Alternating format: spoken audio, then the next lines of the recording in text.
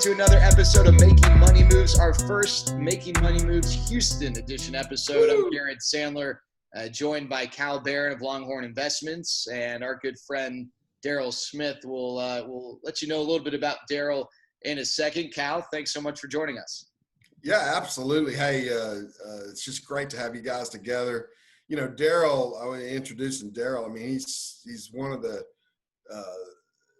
most aggressive investors in terms of just learning the information, getting it, and then moving forward and actually, you know, moving the ball forward, getting some investment properties under contract quickly. And so, you know, Darryl is just kind of the poster child on, you know, from starting new, going through fears, and then making that move. And you know, Darryl's been focused on an interesting model that we'll talk about here in terms of, you know, more so the purchase, rehab, and hold model versus flipping. Hey, flipping is a great mode of attaining cash, but you know, and Darryl talked about it a little bit more, but you know, he's a W-2 guy, and I don't think he was ready to jump off and just quit his job. And actually, you know, we wanted to utilize his W-2 to leverage and increase his net worth. So, you know, I want to introduce Darryl. Darryl's a story here.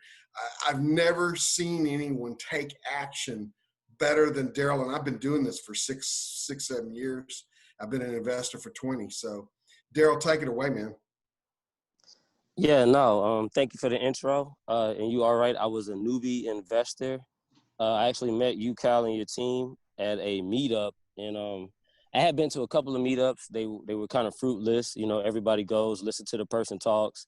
No one trying to introduce themselves. If you do introduce, you get a bunch of cards that end up on your nightstand.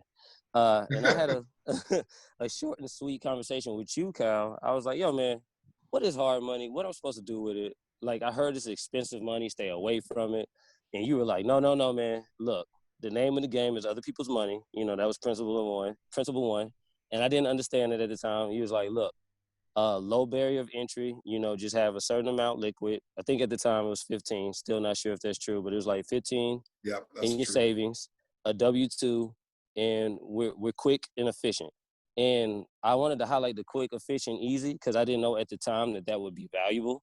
But, you know, I later learned as I did my first deal with you, that is speed, execution, teams that you could depend on, systems that are, you know, like they operated efficient and quick. That matters in this game when you're making an offer, when you're trying to get in and out. So, long story short, I was like, all right, Cal, what should I do? You say stay under this certain amount of threshold. We lend at 75, so that means you need to be under that or whatever. Again, I didn't know what it meant, but I was like, 75 of what? And he was like, whatever you think the after repair value is or whatever. So I was fortunate in that my first deal was kind of light. It didn't need a lot of work, but that first step, right? Like just a set flight, I got in it. I was like, all right, Cal, I think I found one. You was like, hell yeah, you found one. I like it. Oh, whatever. I wanted to buy it. What was your cash? What was your cash, you know, into that deal? I mean, I forget. So can you kind of go through the deal a little bit? You know, you don't have to get to specifics, but tell us about it. And I totally forget because I've just done that many because of you. But if I recall correctly, the house was worth like 180. A 180. I acquired it for 128, I believe. I believe that's what I went under contract with. It was either 120 or 128, and I had to bring. When I say bring, I needed to put like 6 in it because it needed carpet and a fresh coat of paint. And so really cosmetic, right? And, you know, small rehabs. And but great capital gain. You know, you made a big gain in that purchase. Right. And you taught me what that was because I was complaining. I was actually complaining that I had to bring like 6,000 to closing. Now, like, hear me out, right? Like, I brought 6,000 to closing. And, you know, traditionally, you know, just using your own money, as a lot of lenders will tell you to do, 20% of 120, just for simple numbers, is like $24,000. And I brought 6 and was crying. Yeah. And then, you know, and then I exited out, and then because you guys gave me 75, right? And it kind of met the criteria, a bank refinanced me at 8. So at 80%. So let's say I had to bring another $2,000-3,000 to that closing, for example. So I was $9,000 all in. even though you pay for 2 appraisals or multiple appraisals or whatever, you save that $13,000 Right. on using your own money. And yes, I traded, to Cal's point, I traded 9,000 for what, 60,000 of unrealized capital gains. Unrealized capital gain. So instantly in your first deal, you increased your net worth by $60,000. Where else in America can we do that? Okay. Right. I mean, Like, thank God for America, right? Like, as bad yeah, as much the problem is, yes, no, you are absolutely right. And it took me right. a while to realize that. So yeah. Darrell, I'm curious, you mentioned being so green and, at Longhorn, we work with people who they've been investing for years. We work with people who, like yourself, they, didn't know what hard money was. What you mentioned a little bit about that, initial interaction with Cal, but what are some of the things that you would recommend to newbies like you once were as they become familiar with their options and specifically hard money? So I don't have a coach, I don't have a mentor or anything like that, right? Like but I listen. So I would, and you find the people and you ask a lot of questions. And one of my favorite questions is, hey, what do you know that I don't know? And then like, what is it at the beginning stages that you wish you knew that I should know? And I had asked Cal, I was like, what I don't know? And he's like, look, man, there's a lot of hard money lenders out there, but they play games. They do this, that, and the other. They lowball you on the draw, just all kind of stuff, right? Like all kind of happenstance. And I understand probably any salesperson that try to build up some rapport with you or whatever. So I would recommend ask questions. Don't exist in the bubble of fear. You have to go through it and just trust the process. Like ask about the numbers. Like one of my biggest things with Cal was like, Cal, how much am I going to have to bring? Like, how do I know that this works? Cal was like, look, here's the percentages. Here's our fees up front. So transparency goes a long way. He's like, we don't have nothing to hide. Here it is. And the numbers don't lie. Like if you, get you some comps, see if you think what other marketable properties in the area are. That's your starting point. You start with the end in mind. So you have an ARV, you multiply it by a threshold, you add the fees that the people are going to charge you for using their money, right? Like, which is only fair in America. That's the cost of doing business. And go from there. And if the numbers work for you. Honestly, this is not overcomplicated. I mean, is that true? I mean, these are not complicated. No, not at all. Is that true? That is very true. Darryl, can I ask you a quick question? Yes, go for it. How important is Cal in that process? I know that a lot of people, and you mentioned the numbers. The numbers are important. On the front end of those conversations, they want to know about fees. They want to know about rates and stuff. And that stuff is significant. But you also can't put a cost to the relationship. You can't put a cost to the customer service. And so I guess I'm curious, how important is that relationship with Cal and then by proxy, the relationship with Longhorn and just giving you the peace of mind and knowing that, hey, I got something I need to get done. It's going to get done. And not only is it going to get done, it's going to get done well. It's going to get done quickly. And I'm not going to have to stress about it. And obviously, Cal's a big part of that equation. Yes, I can't stress the importance of that enough. It's one of those intangible things, right? Like it exists, it's real, but it doesn't manifest itself until it's a problem. Like people say no news is good news, right? And so because I know other investors, and I was like, well, who do you use for a lender? And they recommend people. And then the next time I'm talking to them, they're like, man, who do you use? They over here playing games. They over here telling me, they told me at first I got to bring, because in this business, right, if it's logical, not complicated, what can make it complicated? People being extra, so to speak. I had a guy that was like, he was priced at bringing 10K, and then he ended up to close on the deal that he really wanted. This is not emotional, whatever, but in order to close the deal, it changed to 25K. So having a Cal, I don't even know if it's about trust, just people who say, hey, we're people of our word, we're a business of our word. We're going to stick to the script. Here's the black and white, if you will. That's just that solid foundation is very important, right? Because you can't build a house on a janky foundation. It's going to fall apart. So. No doubt. Darrell, I'm curious, and Cal mentioned the net worth increase and without, diving too deep into numbers. I mean, how much, I don't want to sound dramatic and say, has this changed your life? But from when you started to where you are now, I mean, would you mind just sharing a little bit about how it's improved, you know, your quality of life or what you've been able to do and how hard money's kind of helped you get your foot in the door and allowed you to grow? Oh man. So the quality of life thing, I'm kind of spoiled already, right? Like with a W-2. But this journey with Cal and just going out here, attacking things, if you will, has introduced me to so many awesome people.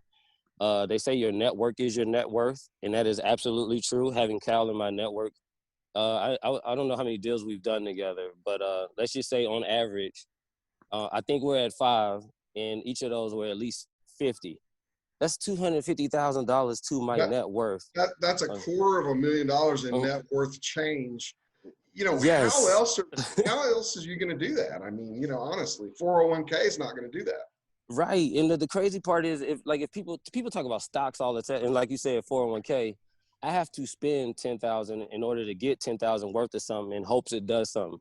This, when you say quality of life, Jared, man, I have kids. So while I'm holding on to these properties, when these things are paid off, that's somebody's college tuition. Like Cal used to tell me that stuff all the time. He's like, man, you could do this for your kids. This is like a trust fund for them. Just maintain it, you know, take care of it, like just small stuff. I mean, obviously there's capital expenditures, not to get too complicated, but the one thing that Cal tells me about all the time that I'm still struggling with is patience. Cause he's like, look, man, I know you do IT for a living and computers go fast. And plus I'm a millennial, but dude, you have no idea what you're doing for your family. And I didn't until I started talking to other people. And they're like, what?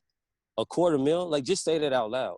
You added $250,000 to your net worth with someone else's money with a low barrier of entry, reasonably, I think, right? Isn't that right? I mean, you did this in less than a year. Yes, I mean, like crazy. the year isn't even over with, so don't count me out. I might try to get you to more. Yeah, in COVID. Hey, so, you know, someone watching this might say, yeah, you know, I've heard these stories, but it's like the 1% of the 1% who are actually able to make that money. Like I'm thinking of these, you know, the I sell and you get stuff because I sell, you know, like some of those arrangements, and only like a very small percentage can actually have the type of success that you're talking about. But that's not necessarily the case here. Now, with that said, you know, you can't just blindly walk in and you're going to turn out like Darryl.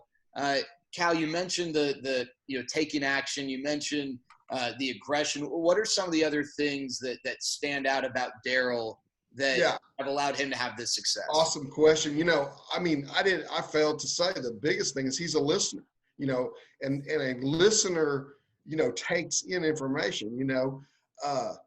If you're going to try to find out how to be a millionaire, you need to talk to a millionaire, right? You know, you don't want to talk to a representative millionaire. You want to talk to someone who is on paper a millionaire. And look, Darryl listens, and then he puts a plan into action. And, you know, out of all the people, and I've seen hundreds and hundreds of people through the years, I mean, he's like my top star. But the reality of it is you don't even have to be as successful as Darryl to make a great impact in your family's future. You know, what if you're half as successful as Darryl and you only, you know, put together 125,000 in net worth in a year? Well, hey, you're still better off, you know, and that's the thing. I think, you know, we want to touch, you know, everyone can benefit in some way by understanding how hard money can help you leverage and either make cash in flips or do rentals like what we're, you know, wealth building. And I just want to add real quick, Jared, like with the listening thing, right? I have actually brought Cal 2 deals. And Cal was like, I wouldn't do that one. Ain't no meat on this bone. But this other one you brought me, he sat there and helped me run the numbers. Like, even if I trust my math. You know, I finished high school and whatnot. But I was like, Cal, I'm tracking this, A, B, C, D. I'm tracking, this is my exit. This is my entry. These are your guys' fees. What you think about this? And Cal was like, that one sounds good. That one sounds too problematic. And, you know, and again, he wasn't trying to sell me on anything. He was like, well, do both.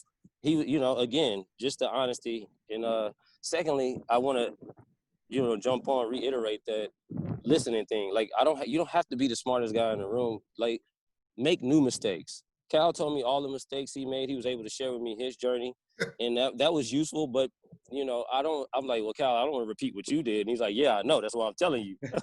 go do this thing. And so that ended up working out very well. And, hey, I just can't praise it enough.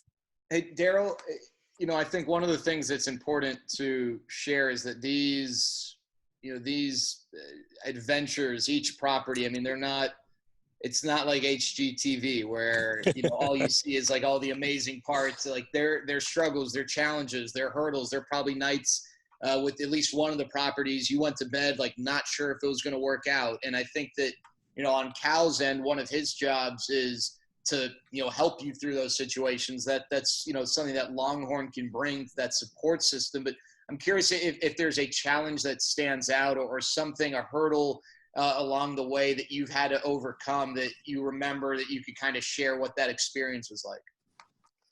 Like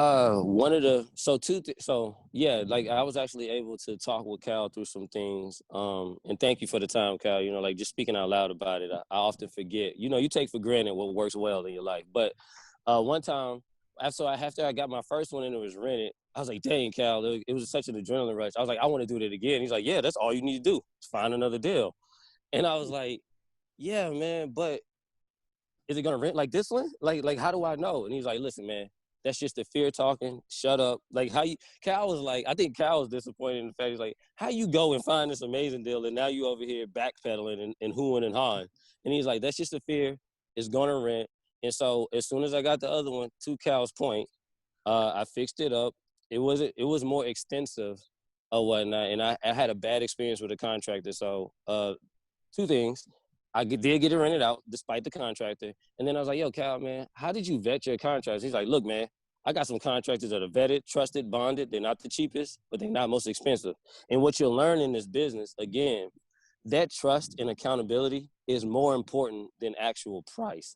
And I learned that from Cal. Like, that's kind of relative. Like, you can go with the cheapest person, but because they're not dependable, they end up becoming the most expensive. Or because they take shortcuts, you got to double pay for something. And right. There's a difference between cost and value. Right. Yes. And so, again, just kind of knowing Cal and him introducing me to people he met on his journey that he's already vetted, already trusted, milestones, man, probably saved me so far. Like the year's not over with, so I got $250,000. So let's say it saves me 5 years of working, like if that was a goal in my life.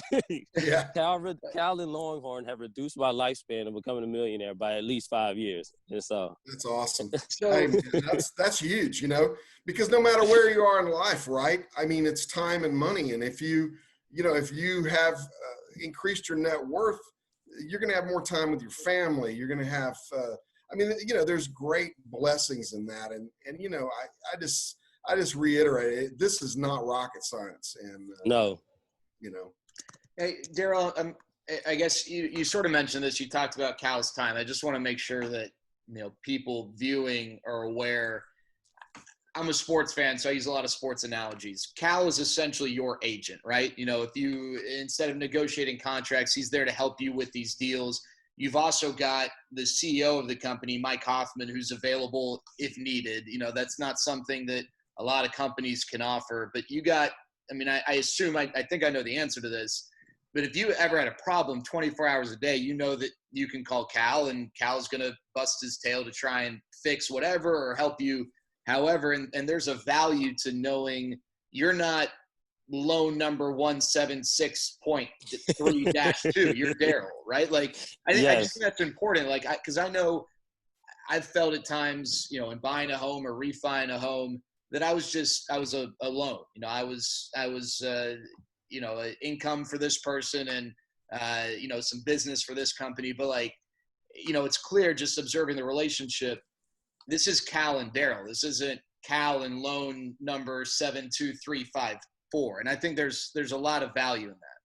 Absolutely. And I just wanted to make one small correction. I don't call Cal. I text Cal because I like to text. But yes, I can text Cal at any time of night. Yeah, he'll be like, hey, man, call me in the morning because I'm old school. But yeah, let's talk about it. So, so yeah, man. But being able, unfortunately for me, I have not had to reach out to the president. Like that's kind of news. Like Cal told me, he's like, hey man, you could talk to any of us, pick our brains. We're accessible, right? And we're not accessible, trying to charge you $10,000 for coaching or anything like that. We're accessible to help you succeed because when you win, we win. Like they want you to win. And a lot of people, I think, get the impression that hard money folks are like loan sharks and trying to take you all a deal, but they put in a lot of protections to not only protect themselves, but it protects you as well. And so it only helps vet the deal even more. I'm like, well, shoot, if they're loan on it, it must be a good deal. Yeah. So Well, hey, and yes, Darryl, that has been priceless. you mentioned, all right, so this saves 5 years, your journey to becoming a millionaire. I think that's another thing. Cal speaks so highly of your investment prowess, but like the cool thing here is, the opportunities that you have pounced on have now put you in a position to continue to grow, right? It's not like you're just going to be here the whole time. I'm just curious, like what are some of the things you've thought about in terms of growth? Because I do think there are investors who we work with who, they want to be here today, there tomorrow, there the next day. And you're putting yourself in a position to do that if that's something that you want to pursue. But what are your future plans? Oh man, growth. I just reiterate what you said with the growth thing, like, right? Like, cause just Cal has been so instrumental in me understanding like growth is a natural process and you can't skip it. And as aggressive as I was, as much as I listened, I kept asking Cal, hey man, I want to skip this part. Can I get to the next thing? And he's like, nah, man, go through this, learn it, get the experience, gain the wisdom. So I say that for me, my next frontier is I want to do some multi-units, I would love to do the value add play with multi-units, just not to get too complicated, but just velocity of money and time economy of money, right? And I'd like to do some syndication stuff with folks. I'd like to invest with other investors. Me personally, right? Like this is about learning and opportunity of just going and growing, and all of that with real estate, even more so than stock, because I have a 401k. And I even have, equity from my company per se. And none of that has compared to just the people I've met on here, the adventures I've been on. Because like to your point, I had a house go south with a contractor, but it's like, hey, if you hedge your bets, you do this phased draw system, they can't walk off with all the money, for example. So it's not to say it won't be without pain, but none of this stuff is life-threatening, and you can only get better from it. So I think that answered your question. I know I went on a tangent there. Yeah, but absolutely. Cal, is there anything maybe, with Darryl and the relationship you have and what you're aware of with, his journey that we haven't touched on, you think would be important for people to understand? I just think it's, Darryl is really just an example. I mean, we can, it is not rocket science. It is doable. You are able to make some good financial moves, even under, COVID and all the other things that are going on. So, I just think it's a bright light. It's just a bright light. I mean, you can see, Darryl's looking at other investment tactics, et cetera, et cetera. So, the sky's the limit in terms of what he is going to create for himself. And, and I'm just so proud of what he's accomplished. I mean, it's pretty awesome, really. I want to leave Jared with, it came to brain. I was thinking about some of Cal's past conversations. One of the most beneficial nuggets he gave me, which, like I said, at the time I didn't know, but now that I've been through a couple, I know. He was like, listen, man, hard money doesn't care what that, for the people that's like 15, like, I don't know if they would have pinged on 15,000. They'd be like, that's a lot of money. Cal was like, look, you got a W-2. The bank cares about that. So you keep another stash of money for the W-2 part when you exit out of this thing. Hard money doesn't care. So if you need to pull together with some friends, bring up some money, make it work. We just need to make sure that it's there, that we're going to check your credit to see your financial history. Again, right? Like just past performance, it kind of indicates sometimes, future behavior. So it's like an expectation management. But he was like, look, we don't care. Let's make the deal work. And then you do what you need to do with your W-2 and for the long-term financing. And even Cal gave me long-term financing that ended up being invaluable to the process as well. So that was another resource that I kind of forgot. Because I did, on my first exit of like long-term financing from a hard money thing, that first deal, I went with another lender who I've worked with on my primary house. and they were unable to perform. And it was like, Cal, like, listen, man, I got a guy. Here you go. And it was funny because we talking about I listened. I went on my OFP, on fucking plan, and it bit me in the ass. So, and I had to come back to Cal, like, all right, Cal, who you got? Yeah, I mean, that's important note, that we, although we do the short-term money, hey, I've got great contacts. I've done literally thousands of deals with the partners that I have. So, it's easy to set this rental scenario. It's easy to tee it up and go ahead and drive through it. So, yeah, I mean, we're there beyond just hard money. We are building wealth with people. And golly, Darrell, like I said, my hat's off to what you've been able to do in such a short period of time. That's pretty incredible. Darryl, I mean, it should have been. no, Go ahead. No, go ahead, Jared. No, I was just you gonna say first. it's been short, but it ain't short enough. So, again, I am impatient for those that are like, I want to hurry up and graduate, but hey, it'll happen, man. You got to keep pushing through. And COVID did happen, but I'm a no excuse type person, so I don't care if COVID is here. COVID has been kind of challenging, not with materials, but just like with the shelter in place stuff, and lenders are taking a lot longer. So for anyone looking to do this, you may want to add a couple, like maybe 45 days to the original 30, 60 that they were taking.